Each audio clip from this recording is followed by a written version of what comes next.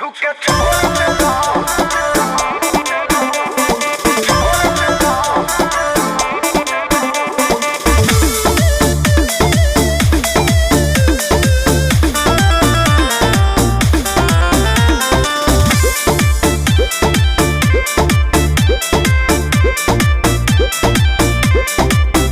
दिन भर चढ़ल रहता है नासा अब तो देहिया के बिगड़ता दासा दिन भर चढ़ल रहता है नासा अब तो देहिया के बिगड़ता दासा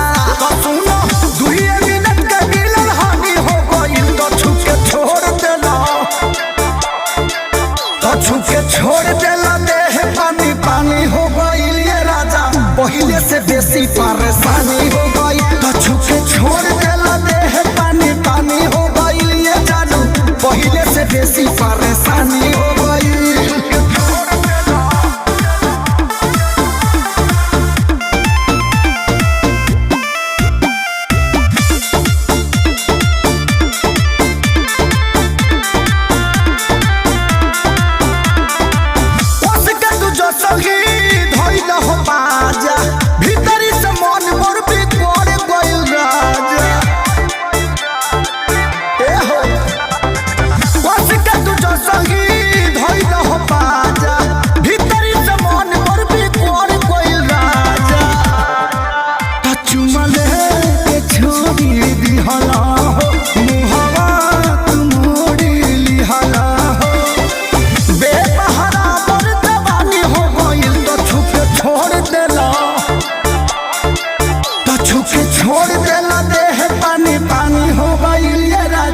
पहले से बेसी परेशानी हो गई तो छुके छोड़ देला देह पानी पानी हो गई ये जानू पहले से बेसी परेशानी हो गई।